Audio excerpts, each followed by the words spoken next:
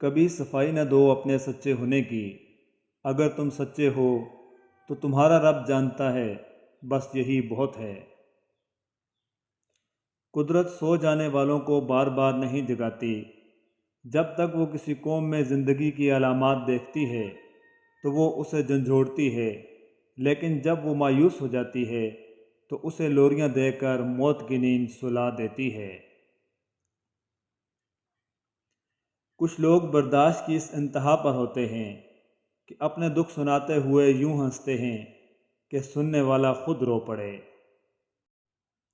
دنیا اس سے زیادہ روشن نہیں ہو سکتی جتنی روشنی آپ کے اندر ہے، اور آپ کے اندر روشنی اتنی ہی ہوتی ہے جتنا آپ کا اپنے خالق سے تعلق ہوتا ہے۔ کوئی صلح کرا دے زندگی کی الجھنوں سے، بڑی طلب لگی ہے ہمیں بھی آج مسکرانے کی۔ روئے زمین پر اکثریت میں ایسے لوگ ہیں جو دکھ، تکالیف، اذیت، فریب، دھوکہ تو انسانوں کو دیتے ہیں اور معافی اللہ سے مانگتے ہیں۔ اگر ہم خیر بانٹنے کی ہمت نہیں کر سکتے تو کم از کم شر پھیلانے کا سبب بھی نہیں بننا چاہیے۔ جب تیرا حکم ملا ترک محبت کر دی، دل مگر اس پہ وہ دھڑکا کہ قیامت کر دی۔ میں تو سمجھا تھا کہ لوٹ آتے ہیں جانے والے، تو نے جا کر تو جدائی میری قسمت کر دی۔ یہ قیام کیسا ہے راہ میں، تیرے ذوق عشق کو کیا ہوا؟ ابھی چار کانٹے چبھے نہیں، تیرے سب ارادے بدل گئے۔ حضرت علی رضی اللہ تعالیٰ عنہ نے فرمایا، پریشان نہ ہوا کرو، اللہ نے تمہارا مستقبل تمہاری سوچ سے بہتر لکھا ہے۔ جو مقدر لکھنے والی ذات ہے اس کے پاس تمہارا مقدر بدلنے کا اختیار بھی ہے۔ حضرت علی فرماتے ہیں، بات کرو تاکہ پہچانے جاؤ، کیونکہ آدمی اپنی زبان کے نیچے پوشیدہ ہے۔ وہ علم بہت بے قدر و قیمت ہے جو زبان تک رہ جائے، اور وہ علم بہت بلند مرتبہ ہے جو اعضاء و جوارح سے نمودار ہو۔ جب کوئی حدیث سنو تو اسے عقل کے معیار پر پرکھ لو، صرف نقل الفاظ پر بس نہ کرو، کیونکہ علم کی نقل کرنے والے تو بہت ہیں اور اس پر غور کرنے والے بہت کم ہیں۔ جو دنیا سے تمہیں حاصل ہو اسے لے لو، اور جو چیز رخ پھیر لے اس سے منہ موڑے رہو، اور اگر ایسا نہ کر سکو تو پھر تحصیل و طلب میں میانہ روی اختیار کرو۔ اور امام علی فرماتے ہیں، صدقہ کے ذریعے روزی طلب کرو۔ جو عمل تقوی کے ساتھ انجام دیا جائے وہ تھوڑا نہیں سمجھا جا سکتا، اور مقبول ہونے والا عمل تھوڑا کیوں کر ہو سکتا ہے۔ ارشاد باری تعالیٰ ہے، شیطان تمہیں مفلسی سے ڈراتا ہے اور تمہیں بے حیائی کا حکم دیتا ہے، اور اللہ تم سے اپنی مغفرت اور فضل کا وعدہ کرتا ہے۔ اللہ بڑی وسعت والا، ہر بات جاننے والا ہے۔ یہ دل بھی اسی طرح تھکتے ہیں جس طرح بدن تھکتے ہیں، لہذا جب ایسا ہو تو ان کے لیے لطیف و حکیمانہ جملے تلاش کرو۔ کبھی اس کو نظر انداز نہ کرو جو تمہاری پرواہ کرتا ہے، ورنہ کسی دن تمہیں احساس ہوگا کہ پتھر جمع کرتے کرتے تم نے ہیرا گنوا دیا۔ تم خود اپنی دعاؤں سے ہی اپنا مقدر لکھتے ہو، اور تمہاری دعائیں ہی تم تک وہ سب لے آتی ہیں جو تمہارا نصیب بھی نہیں دے پاتا۔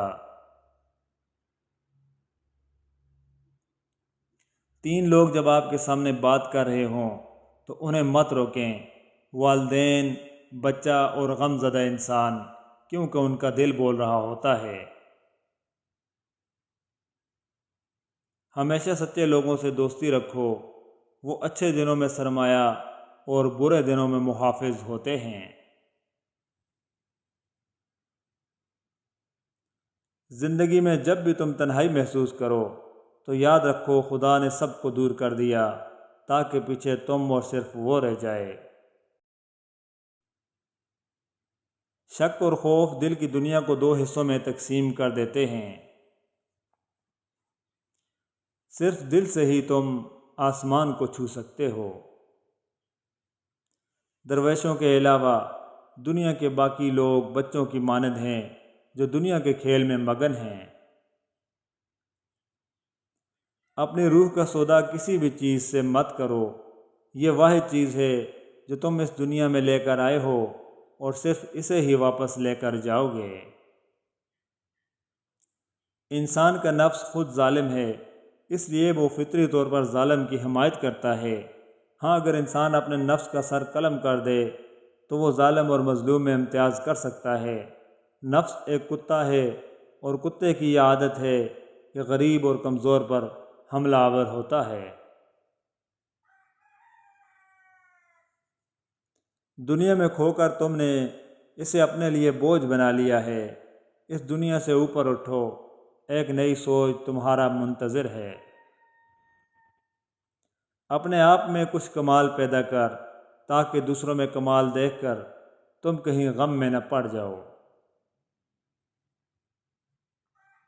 اگر تم عظمت کی بلندیوں کو چھونا چاہتے ہو تو اپنے دل میں انسانیت کے لیے نفرت کے بجائے محبت آباد کرو۔